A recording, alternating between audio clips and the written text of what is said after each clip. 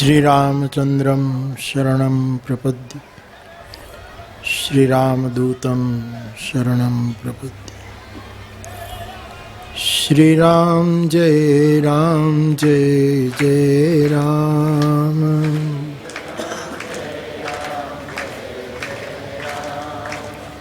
श्रीराम जय जय राम।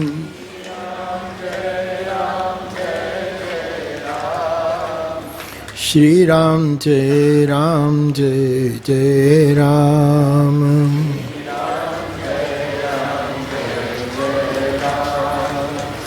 मंगल भवन मंगल हारी।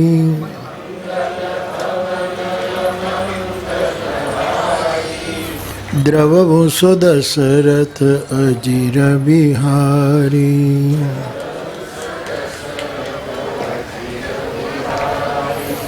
श्रीराम जय जय राम।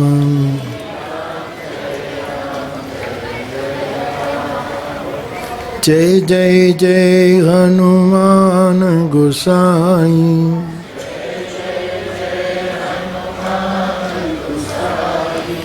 कृपा करो गुरुदेव की नाई।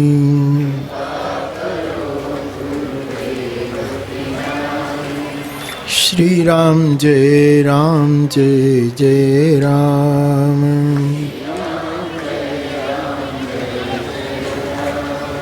श्रीराम जय जय राम।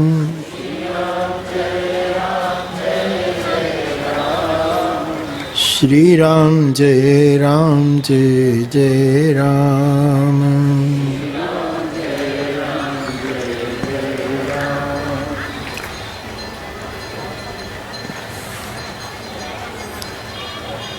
અમારી આસ્થા અને શ્રદ્ધાનું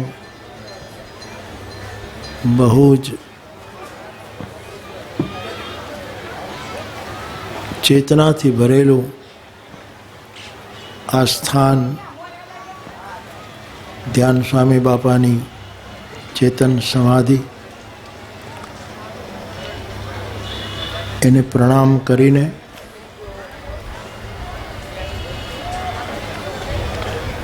પ્રતિવર્ષ પાટોત્સવ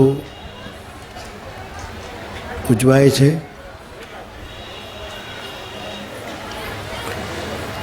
આમ તો પાટોત્સવની મૂળ તિથિ જેઠ મહિનામાં હતી।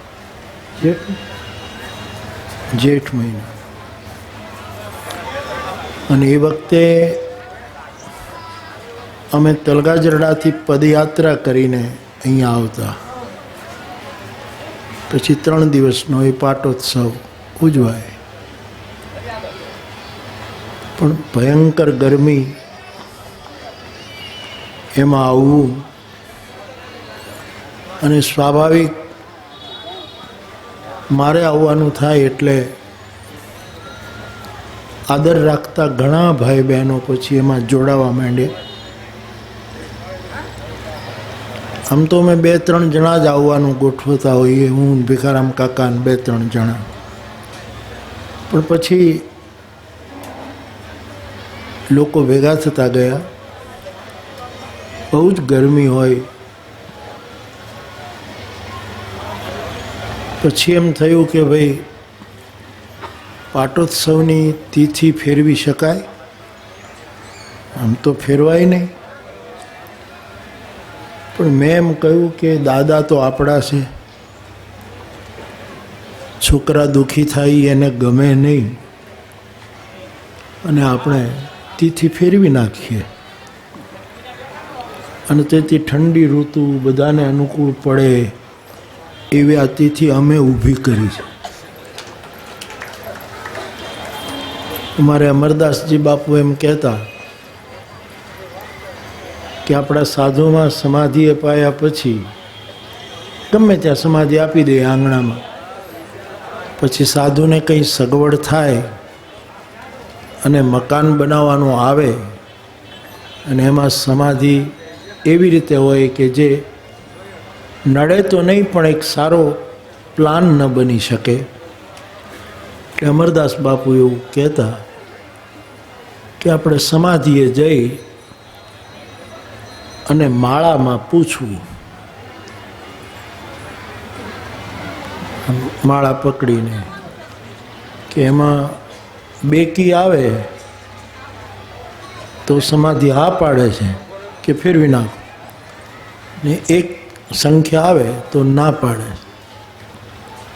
એટલે કોઈએ પૂછ્યું કે 2-3 વખત એક જ સંખ્યા આવે, 2 સંખ્યા ના આવે તો કે બોલે આપણા સાધુ પુરુષો ધ્યાનમાં હોય, ભજનમાં હોય, ચલમ પીતા હોય, એટલે એનું ધ્યાન ન ગયું હોય એટલે આપણે 11 વખત કરવું, ક્યારેક તો આવી જશે.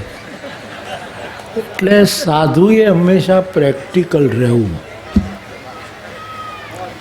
સમાધિ પુરુષોને કોઈ વાંધો હોતો નથી, વાંધો ઉપાધિ પુરુષોને હોય છે કે અમુક પકડેલું મૂકવું જ નહીં, દેશકાળનો વિચાર કરવો જ નહીં, દુઃખી થાય તો ભલે થાય પણ પકડેલું મૂકવું નહીં.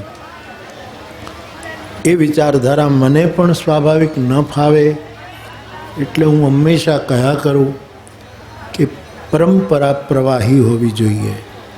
તેથી અમે આ તારીખ તિથિ બદલી બધા ભેગા થઈને કે ભાઈ માસ સુદ 13-14 પૂનમ રાખીએ, ન બહુ ગરમી ન ઠંડી. અમે તો પછી કાંઈ માળામાંય પૂછ્યું નહીં, અમે તો કાંઈ પૂછ્યું નહીં.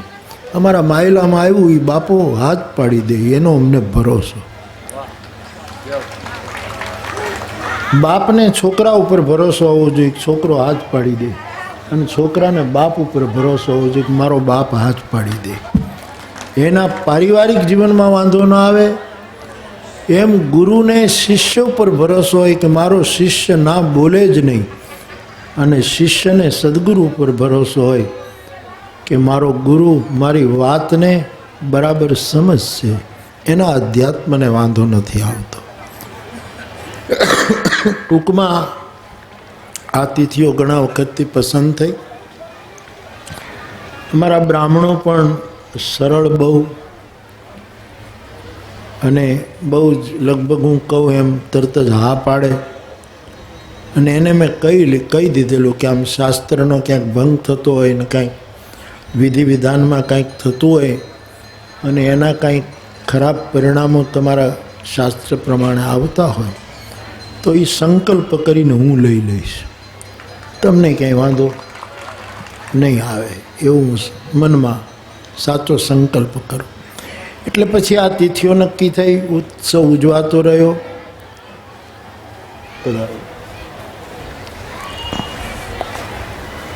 અને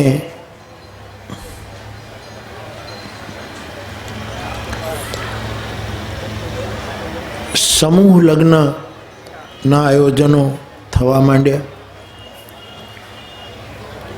એ પણ એક સામાજિક કાર્ય થતું રહ્યું. અન્ન ક્ષેત્ર તો અહીં ચાલતું જ. શરૂઆતમાં તો કોઈ લોટ કરવા આવે, એક ટીમો જ હતો, માટીની સમાધિ હતી. અને અમારા હરિયાણી સમાજમાં એવી એક માન્યતા આવી ગઈ હતી કે ભાઈ દાદાની સમાધિ માટીની છે એટલે આપણે કોઈ દિવસ ચૂનાનું કે સિમેન્ટનું મકાન થાય જ નહીં. એટલે કોઈ કરતા નહીં. ઘણા સંપન્ન હતા વર્ષો પહેલાં, તો એ કરે જ નહીં, માટીનું જ કરવાનું આવું. પણ એમાંય પછી અમે ફેરફાર કર્યો કે આપણે કાંઈ માટીના જ ઘરમાં રહીએ, કંઈ દાદાને બહુ ગમતું ન હોય તો એને માટીનું એટલા માટે રાખ્યું કે આ લોકોને કાંઈ સગવડ થવાની નથી ને આ કાંઈ સ્લેબવાળા અને સિમેન્ટવાળા મકાન કરી શકશે નહીં, એટલે અભાવનું ઓછું ન આવે એટલે આ પ્રથા. પણ પછી એ પ્રથાએ અમે ફેરવી ને પહેલી સમાધિ એની જ અમે સિમેન્ટની કરી. અને પછી તો પ્રભુની કૃપા અને બધું સરસ ચાલે છે. અમારું ટ્રસ્ટી મંડળ, બાપુ એમના મેનેજિંગ ટ્રસ્ટી છે વસંતદાસજી બાપુ, અને અમારી આખી ટીમ એ બધું સંભાળે છે. એમાં પછી વિચાર આવ્યો કે આપણે ઘણા એવોર્ડો દ્વારા વંદનાઓ કરતા હોઈએ છીએ, તો આ સ્થાનમાંથી એક એવો એવોર્ડ કે કોઈ વ્યક્તિને નહીં પણ જે તે સ્થાનને આપીએ કે જે સ્થાન આવું કંઈક કરતું હોય. ને વિચાર બધાને ગમ્યો અને આ ઉપક્રમ રચાયો. હમણાં જ હરીશભાઈએ બધી જ વિગત આપી કે પહેલો એવોર્ડ પીપા વાવના સ્થાનને અપાયો કે વર્ષો પહેલાં ત્યાં સૌથી પહેલાં કદાચ અન્ન ક્ષેત્ર સૌરાષ્ટ્રનું એ ગણાયું. ત્યાર પછી સરસાઈ રૈદાસ જગ્યા, એના પછી ક્રમ, આ બધું ઇતિહાસવિદોને પૂછીને કર્યું છે. આના જાણતલોને બેસાડીને એની કમિટી કરીને એ જે કંઈ નિર્ણય આપે એ પ્રમાણે અમે એને સ્વીકારીએ છીએ. આપણને તો આમાં કંઈ સમજ ન પડે. ને પછી ત્રીજું સ્થાનનું નામ આવ્યું દેવતણખી મહારાજની જગ્યાનું. આ વખતે દેવતણખી મહારાજની જગ્યાના, જેમ કહ્યું કે ત્યાં કોઈ મહંત પરંપરા નથી, ટ્રસ્ટ છે અને એ સેવાની પ્રવૃત્તિ કરે છે. અન્નક્ષેત્ર પણ આવતા જતા મહેમાનો ત્યાં પ્રસાદ લેતા હોય છે અને હવે વિશેષ રૂપે એ યજ્ઞ પ્રજ્વલિત રહેશે. ટ્રસ્ટીઓ એને વિશેષ રૂપે પ્રકાશિત કરશે. તો આ વખતે દેવતણખી બાપાની જગ્યાને આ એવોર્ડ અર્પણ કરવાનો નિર્ણય કમિટીએ લીધો. આ કાર્યક્રમમાં અમને પ્રોત્સાહિત કરવા અને આ કાર્ય તરફ પોતાની પ્રસન્નતા વ્યક્ત કરવા માટે અમે આમંત્રણ આપીએ એટલે દેહાણ જગ્યાના બધા જ પૂજ્ય સંતો મહંતો પોતપોતાની અનુકૂળતા પ્રમાણે આવે જ છે. આ વખતે પણ શ્રીનાથજી બાપુથી લઈને બધા જ સંતો પધાર્યા છે. એમના ચરણમાં મારા પ્રણામ. સાધુ સમાજની દીકરીઓના લગ્ન છે.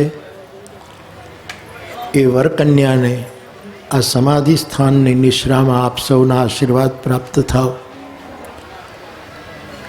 અન્ય સમગ્ર સાધુ સમાજ અને આખું ગામ કાઠી દરબારનું સેંજળ, આ આખું ગામ પણ ધ્યાન સ્વામી બાપાને તરફ બહુ જ શ્રદ્ધા રાખનારું ગામ અને એમનો બહુ જ સહયોગ આ સ્થાનની જાળવણીમાં, સ્થાનના પ્રસંગોમાં ગામના સરપંચથી લઈને તમામ લોકોનો આમાં બહુ જ સહયોગ રહ્યો છે. બધાને હું ધન્યવાદ આપું.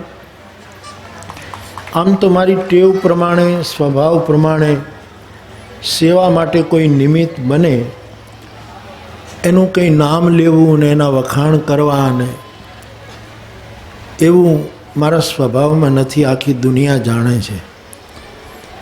કોઈ પણ પ્રસંગે ઘણી મોટી સેવાઓ લોકો કરતા હોય તો અમારા સ્થાનમાં અમે ક્યાંય નામ બામ કોઈનું લખતા નથી. કોઈ પણ જગ્યાએ કોઈનું નામ નહીં.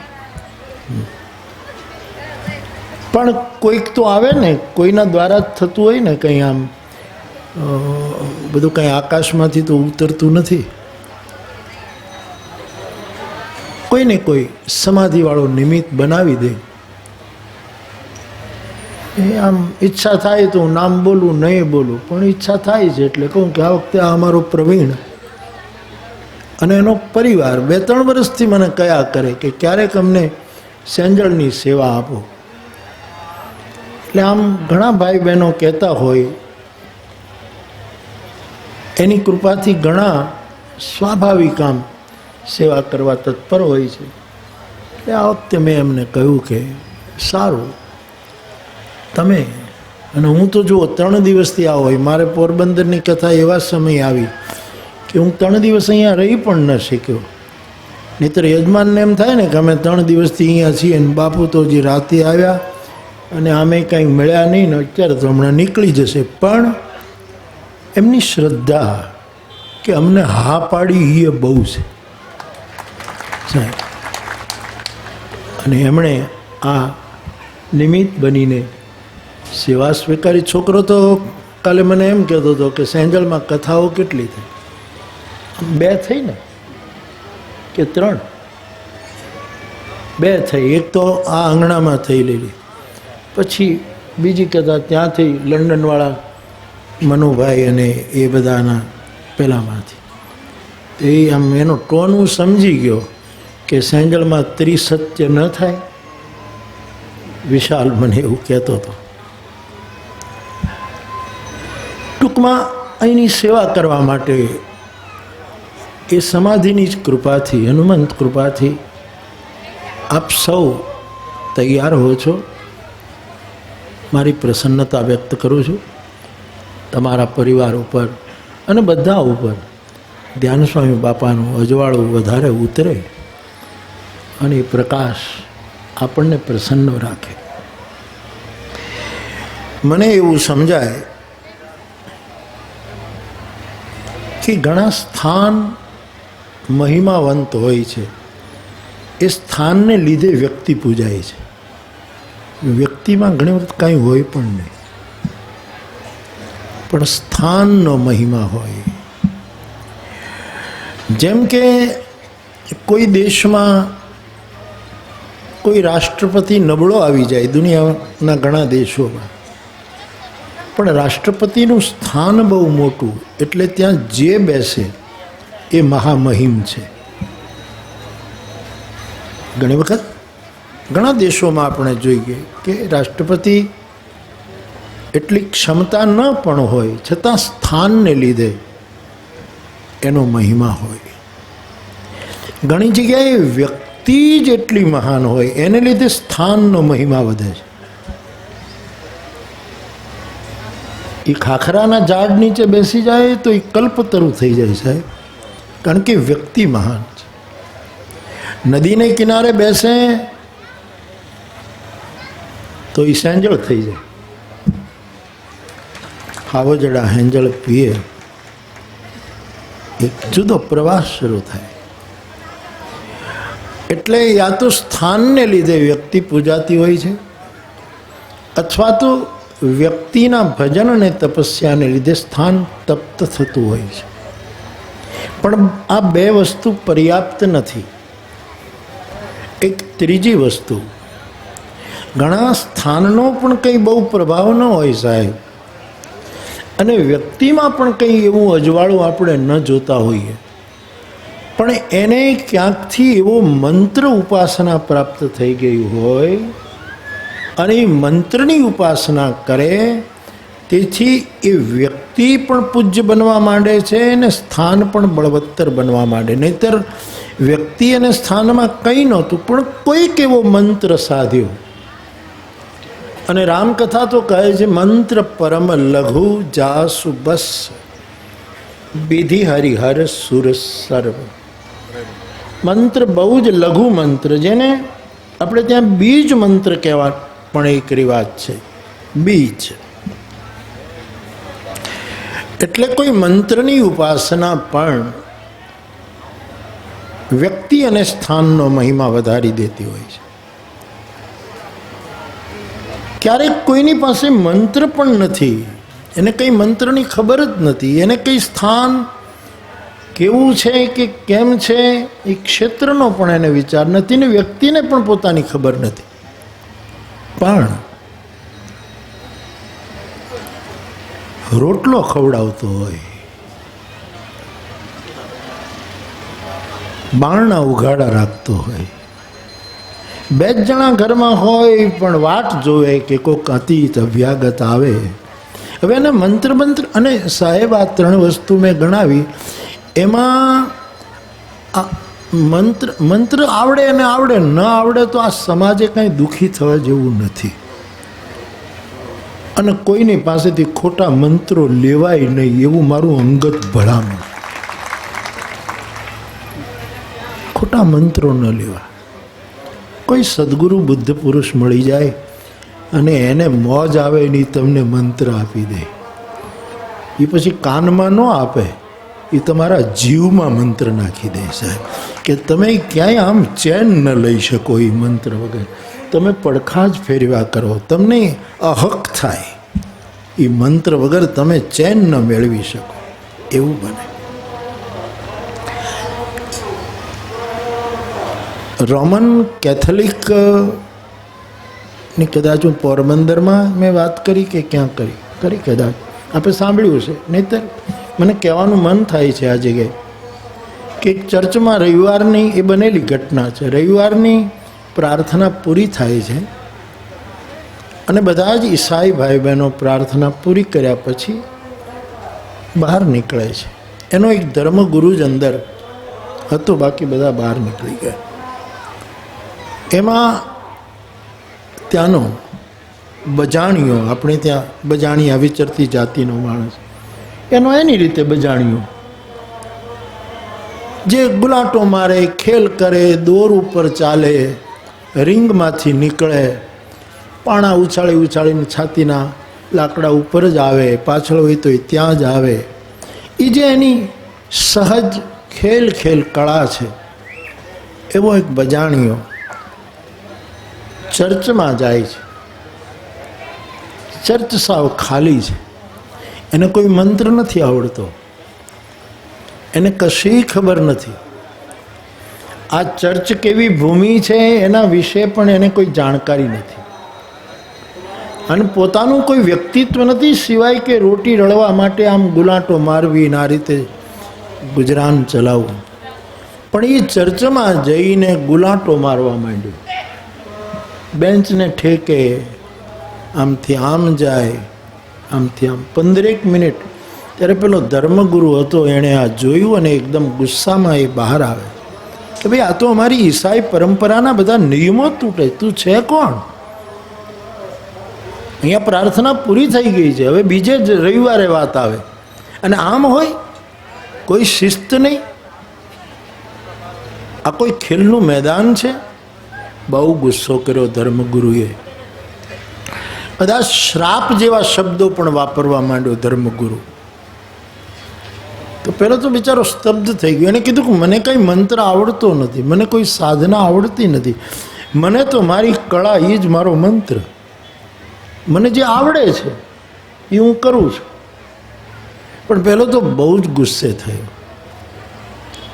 સાહેબ, એક વાત તમારા મન સુધી પહોંચે તો ધ્યાન રાખજો, વિધિઓ ગમે તેટલી હોય એ બધી જ નાની છે, અને વિશ્વાસ ગમે તેટલો નાનો હોય બહુ મોટો છે.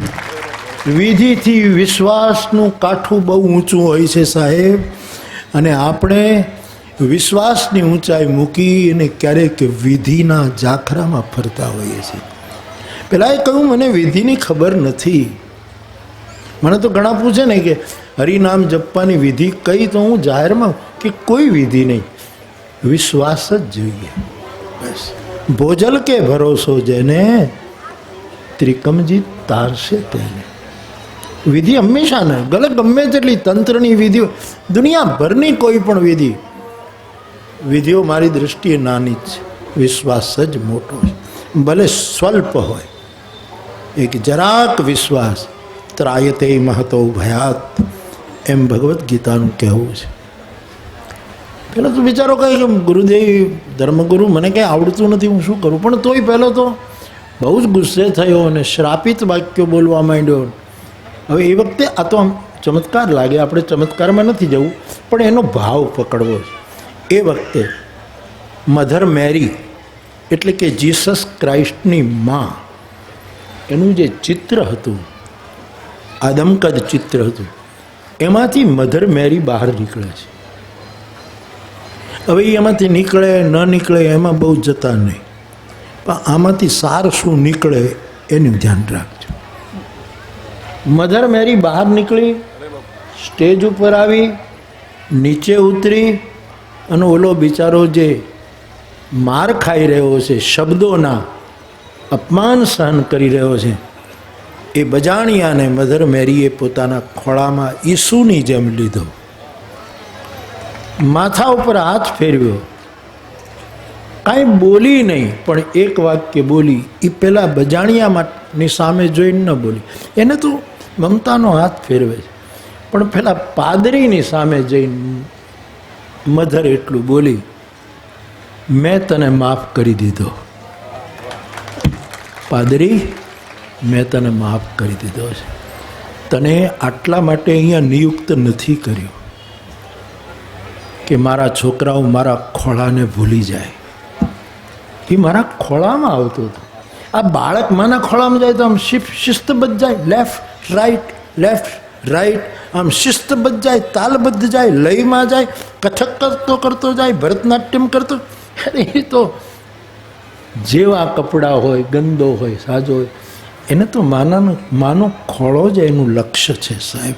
એને માં એને ઉઠાવતી હોય. એટલે સાહેબ વિધિમાં બહુ ન પડવું એવું મારું માનવું. બાકી તમને વિધિ ગમે તો એક તો વિધિમાં સમય બહુ જાય. તો ઘણા પાસે મંત્ર ન હોય, સ્થાનની ખબર નથી, અને પોતાની જાતને એ કોઈ વ્યક્તિત્વ સમજતી નથી, એક સામાન્ય છે, બજાણીઓ છે, એને કંઈ ખબર નથી. પણ સાહેબ એ જો રોટલો બીજાને આપતો હોય, આપણે ત્યાં તો એનું ટ્રાન્સલેશન થયું છે આપણી ભાષામાં કે રોટલો ત્યાં હરી ઢોકળો. પણ આ કંઈ કાઠિયાવાડી સૂત્ર થોડું છે, આ તો ઉપનિષદનું સૂત્ર છે. આ તો આપણી ભાષામાં આપણે એને લઈ આવ્યા.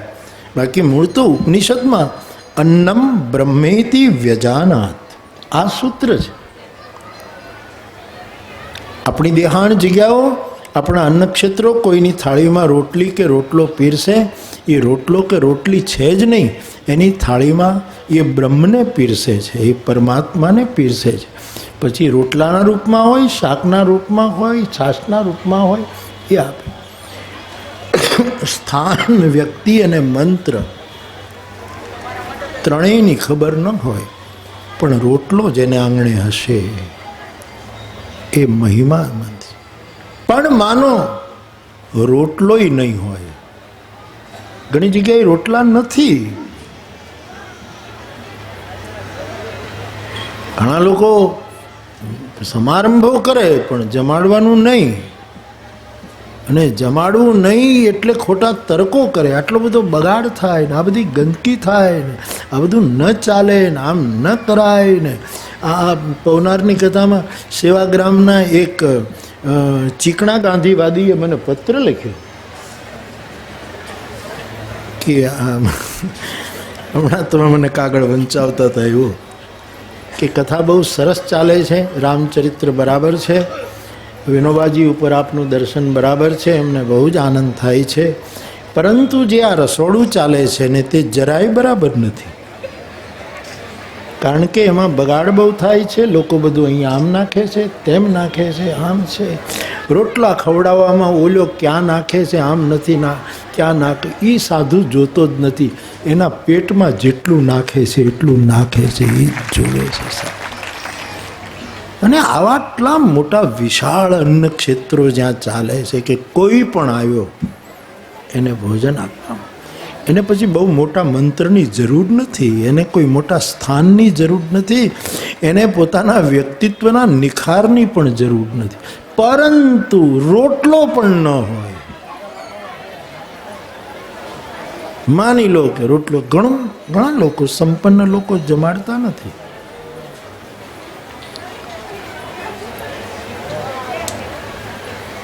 તો પણ કામ બને જો કોઈ સમર્થ સદગુરુની કૃપા ઉતરી જાય. કોઈ સમાધિનું અજવાળું આપણને અડી જાય તો આપણને સ્થાનનો મહિમા સમજાવવા માંડે, આપણને આપણા વ્યક્તિત્વનો આનંદ આવવા માંડે, આપણો મંત્ર પાકી જાય, એનો કોઈ પણ વિચાર, અને રોટલો શરૂ થઈ જાય. અમારે અહીંયા જે થાય છે તે એક સમાધિમાં બેઠેલા બુદ્ધ પુરુષની કૃપાનું પરિણામ છે. એટલે આ સ્થાનનો મહિમા છે, એટલે મંત્ર, એટલે આ વિચારનો મહિમા છે. એટલે ધ્યાન બધાના જુદી જુદી રીતે અમને આનંદ થાય છે. પ્રસન્ન રહેવાનું જે અમારો એક સ્વભાવ થઈ ગયો છે. અને મારું એક બહુ કહેવાનું છે, મેં હરિહરની કથામાં પણ કીધું હતું કે સાહેબ આ સ્થાનો બધા સેવા કરે છે, સેવા નેટવર્ક ગોઠવીને ન થાય. સેવા તો એ જ કરે જેને એના હેવા હોય. હેવા આ તમને બધાને હેવા થઈ ગયા છે. હા, ગમે ત્યારે જાઓ ત્યારે રોટલો બાપા ભણે, ગમે ત્યારે જાઓ ત્યારે સાધુડાઓ કૂદવા. આ હેવા છે, અને હેવા જે છે એની સેવા જ મૌલિક સેવા છે. બાકી ગોઠવીને 15 જણા આવશે તો કેટલા બટેટા લાવવા, કેટલી કોબી લાવવા? આટલા મોટા ભંડારામાં આવા કાંઈ લિસ્ટ કામ ના આવે સાહેબ. એના કોકમના ફૂલ કેટલા લાવવા? હવે તું નાખતો નહીં કોકમ, પણ આવી ગણતરીઓ શું કરે છે? ગણતરીઓ કર્યો તો આ મારી દેહાણ જગ્યાના સ્થાનો હજી આટલા તપતા ન હોય. આ હજી તપે છે. અને મારો તો અનુભવ છે ને, હું જે સ્થાનમાં જાઉં સાહેબ, સમય હોય ન હોય, મારી પાસે થોડોક સમય, તો આ બાપુને બધાને ખબર છે, હું રોટલો માંગુ એ ભાઈ મને રોટલો આપો. આ મારી ટેવ, આ એવા છે મારા. મારે બીજું કાંઈ ન જોઈએ. તમારા આશ્રમનો રોટલો ખાઈએ કે જે કેવલ એવાથી ઘડાયેલો છે, એવા નથી આપણે હોઈએ એના કરતાં વધારે પવિત્ર થતા હોઈએ છીએ. એટલે મૂળમાં કોઈ સદગુરુનું પદ અથવા તો એની પાદુકા, સદગુરુની બે જ સંપદા હોય છે. એક તો એનું પદ મહાન છે. દલપત સાહેબ કહે કે સદગુરુ નબળો હોય પણ ગુરુ પદ કોઈ દિવસ નબળું નથી હોતું. એ વાત એને તુલસી એટલે જ કહે બંધવ ગુરુ પદ. પદ શબ્દ વાપર્યો છે. એટલે પદ અને પાદુકા એ જ ગુરુની સંપદા છે. ત્રીજી સંપદા એના મુખમાંથી નીકળેલું પદ વાક્ય પ્રમાણ, એ એની સંપદા છે. એના મુખમાંથી નીકળેલું વચન, કોઈ પદ, એ એનું પ્રમાણ હોય છે. તો બાપ આવી જે સેવા હેવા દ્વારા કરનારી આપણે ત્યાં સંસ્થાઓ છે, એની વંદના કરવા માટે આ એક વિચાર ધ્યાન સ્વામી બાપાએ અચાનક આપ્યો કે તમે છોકરાઓ આવું કરો. મને તો હંમેશા, હું જરૂર કહું, મારી જવાબદારી જ્યારે મારો વિચાર હોય ત્યારે હું જરૂર કહું મારી કે ભાઈ આવું મને લાગે. પણ આમ અચાનક જે આવે છે ને ત્યારે હું સમજું છું કે આ વિચારો મારા નથી. આ કોકે મને ધક્કો માર્યો છે, આ કોક કરાવે. આ કાંઈ નમ્રતા દેખાડવા માટે નહીં, મારે કાંઈ નમ્રતા દેખાડીને તમારી પાસેથી કાંઈ લેવું નથી. ખોટી નમ્રતા શું દેખાડવાની? જે છીએ તે છીએ. પણ સમયે મને તો એમ લાગે છે યોગ્ય સમયે કોઈક સ્વિચ ઓન કરે છે અને એ વિચાર આવે છે. અને અમારો તો એ પૂરો અનુભવ અને પૂરો ભરોસો કે સાહેબ જે વિચાર આવે એના પરિણામો આવે છે. હા, એમાં ક્યારેય અમારે ચિંતા કરવાની રહેતી જ નથી કે ભાઈ કેમ થશે, શું થશે, કેમ. આ સંસ્થાઓને, આ સ્થાનોની વંદના જો અહીંથી થઈ એનો અમને આનંદ છે. પણ જો ન થઈ હોત તો એક સાધુ તરીકે મને પીડા રહેત કે આવી તપતી સંસ્થાઓ કે જેમણે આટલી, આ લોકોએ અન્ન, અક્ષર, આરોગ્ય ત્રણેય વસ્તુ જગતને આપી છે. અન્ન આપ્યું, અક્ષરો આપ્યા, ભણાવ્યા, મોટા કેટલું સંસ્થાઓ કામ કરે છે, અને આરોગ્ય આપ્યું. આ સંસ્થાએ લોકોને તંદુરસ્તી આપી. આ બધા જ બેઠા મહાપુરુષો. અને આ બધા, જ્યાં સુધી હું આ બધા ફકીરોને, મારું કોઈ ગ્રુપ નથી, હું કોઈ ગ્રુપનો સાધુ નથી, હા, મારું કોઈ આમ ટોળી નહીં સાહેબ. મારું બધાથી એક પ્રમાણિક ડિસ્ટન્સ હોય છે. પણ મને ફકીરી હાલનો સાધુ, અવધૂતી સાધુ બહુ ગમે. એટલે આ જે રીત છે આ બધા બાવલિયાઓની, એ આમ, બાકી મને કંઈ આમ મને નથી ભાવતું. એટલે એ કંઈક મારો વાંક હોય જે હોય, પણ આમ મને ગ્રુપમાં હું સેટ જ ન થાઉં. કારણ કે મારું બ્લડનું પણ એ ગ્રુપ નથી, બી નથી. મારું બ્લડનો ટેસ્ટમાં મારું ઓ ગ્રુપ છે. અને ઓ ગ્રુપનો અર્થ થાય બધામાં ચાલે, એ બ્લડ બધામાં ચાલે. એટલે બ્લડ નહીં, મારો વર્ડ બધામાં ચાલે સાહેબ. બ્લડ નહીં, મારો વર્ડ, મારો શબ્દ, મારો ગુરુ જે મને બોલાવે એ પછી બધે લગભગ ચાલે સાહેબ. એવું છે. એટલે મને આમ ફકીરોમાં, ફકીર શબ્દ વાપરું, પણ મને આવા મસ્તોમાં, આવા હેવાવાળા સાધુ મને બહુ ગમે. એની સાથે મને બહુ જ. એટલે આપની સંસ્થાઓ એવા પ્રેરિત સેવા કરી રહી છે. અને એ સંસ્થાની આ વંદના છે એવો વિચાર બાપા દ્વારા જ આવ્યો હોય એ જ ચરિતાર્થ કરાવે છે. અને આ વંદનાને આપ સ્વીકારો છો એ અમારું સદભાગ્ય છે, એ અમારું સદભાગ્ય. અને સાધુને ગર્વ ન હોય પણ સાધુને ગુરુ કૃપાનો ગૌરવ જરૂર હોય. ગુરુ કૃપાનું ગૌરવ હોય સાહેબ, અભિમાન નહીં. મેં શૂન્ય અભિમાન. હું હમણાં પોરબંદર બોલતો હતો ત્યારે કદાચ પહેલા જ દિવસે કે ગાંધીજીના દાદા હોતા ગાંધી, એને પોરબંદર સાથે વાંધો પડ્યો. એ તો બધા વહીવટકારો હતા, કોઈ કંઈ ગાંધી કરિયાણાની દુકાનો તો કરી જ નથી, બધા વહીવટમાં. અને હોતા ગાંધીને પોરબંદર છોડવું પડ્યું. જુનાગઢ આવ્યા સ્મિત નવાબને ત્યાં. આવો કુશળ માણસ, એણે એમનો સ્વીકાર કે એને રાખ્યા, પણ નવાબના નિયમ પ્રમાણે સલામ કરવી પડે. અને હોતા ગાંધીએ ડાબા હાથે નવાબને, જુનાગઢના નવાબને ડાબા હાથે સલામ કરી. એ નવાબ રાજી તો થયા, પણ એને આમ જરા ખટકોઈ લાગ્યો. એટલે કીધું કે ઉત્તમચંદ ગાંધી, આપે સલામ કરી, સલામ સ્વીકારું છું, પણ ડાબા હાથે કેમ કરી? એટલે કીધું કે વાંધો ગમે તેટલો પીડ્યો હોય, પણ જમણો હાથ તો હું પોરબંદરને આપી ચૂક્યો છું સાહેબ. આ જે અસ્મિતા છે, અસ્મિતા શબ્દ પતંજલિનો છે. આટલો મોટો મહાપુરુષ, અસ્મિતાનો એક અર્થ અભિમાન પણ થાય છે, પણ અભિમાનના અર્થમાં પતંજલિ અસ્મિતા શબ્દનો પ્રયોગ ન કરી શકે. આ મેં મુક્ત ગૌરવ છે, જેમાંથી મેં સંપૂર્ણ નીકળી ગયું છે. એવા આ હેવા દ્વારા સેવા કરતા સ્થાનોના વંદન કરવાનો આ ઉપક્રમ છે. આપ એને સ્વીકારો છો એ અમારું બહુ જ મોટી પ્રસન્નતા છે. આ નિમિત્તે આપ સૌ, મને ખબર છે કે સ્થાનમાં જઈ જઈને આમંત્રણ આપવું જોઈએ, આવી એક પરંપરા છે. મને આમંત્રણ આપે ત્યારે સ્થાનના કોઈ રૂબરૂ આવીને આપે છે. અમે તો એવું કંઈ કરતા નથી, ખાલી પત્ર લખીએ છીએ. અને છતાંય એ કાચા દોરાના ધાગે આપ આવો છો, એ તમારું મારા તરફનું અપનત્વ છે. ખરેખર મને બહુ વિચાર થાય કે હું તો ક્યાંય આમંત્રણ આપવા જાઉં નહીં, ને આ બધા જ એમને જ આ પ્રસંગ હોય તો રૂબરૂ મને આમંત્રણ આપે છે. આમાં હું ક્યાંક ઓલો થાય છે મને, પણ ખબર નહીં, સહજતાને લીધે આ મહાપુરુષોને કોઈ દિવસ એવું નથી લાગ્યું.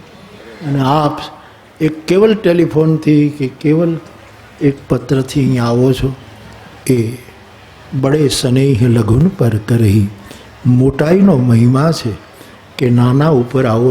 આ કંઈ સારું લગાડવા નથી કહેતો. એક વસ્તુ હું તમને મારે કેટલાક ખુલાસા કરવા. આ કોઈને સારું લગાડવા મારે કહેવાનું હોતું જ નથી. અને પણ મને બધા ગમો છો બહુ બાપુ, હું આટલું તો ચોક્કસ કહું. મને આ બધું બહુ ગમે. હું એને ત્યાં જાઉં એટલે રોટલો માગું, સામેથી ચાય માગું, હું એમની પાસે માંગી શકું અધિકારથી, ને એ રાજી થઈ જાય. એમ આપ બધા અહીંયા પધારો છો. આ વખતે દેવતણખી મહારાજનું સ્થાન, એ સ્થાનને ઇતિહાસની દ્રષ્ટિએ હમણાં કહ્યું હરીશભાઈ કે 400-500 વર્ષનો એનો ઇતિહાસ છે. અને એ સ્થાનને આ એવોર્ડ અપાય છે. ટ્રસ્ટીશ્રીઓ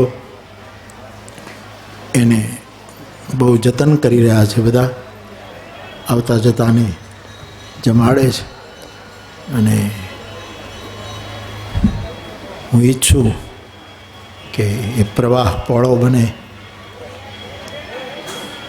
વધારે ને વધારે આવનારો કોઈ પણ અતિથિ અભ્યાગત ત્યાં રોટલો પ્રાપ્ત કરે જ છે. પણ જો ને, અમને તો કાંઈ ખબર નહોતી. આ ભાવનગરવાળા કૂદી પડ્યા કે નક્ષત્ર અને અષાઢી બીજના ઉત્સવ માટે આટલા લાખ આપ્યા. અને સાહેબ, તમારે તો ગણનો ઘા હોય. હા, એકાદો ઘા ગમે ત્યાં નાખો તો ગરમ થયેલું લોઢું વળતા વાર ન લાગે. તમારા હાથમાં તો ગણ છે. અને તેથી એ સ્થાનનો વિશેષ જાગરણ થાય છે જ જાગરણ, પણ વિશેષ રૂપમાં એનું જાગરણ થાય. લોકો દેવતણખી બાપાને વધારે પહેચાને, દેવાયત પંડિતને વધારે ઓળખે, હિરણભાઈને વધારે ઓળખે. અને હું મારો રાજીપો વ્યક્ત કરું છું. એ સ્થાનના ટ્રસ્ટી આવી આ વંદના સ્વીકારી. આ સ્થાન વંદના છે, વ્યક્તિ વંદના નથી. વિશેષ કંઈ નહીં કહેતા, પ્રતિવર્ષ આવું કંઈક નાનકડું કાર્ય થાય છે, એમાં આપ સૌ આવો છો એનો મને આનંદ છે. આપ સૌને મારા પ્રણામ. જય સિયારામ.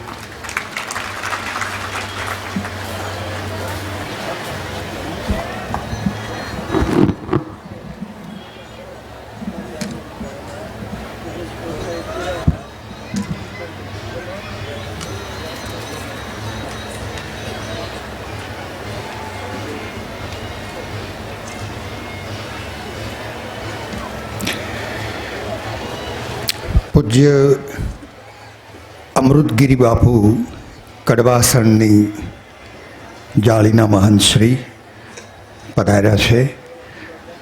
એમનું સ્વાગત કરીએ. અને એ જ રીતે મહંત શ્રી લક્ષ્મણદાસજી બાપુ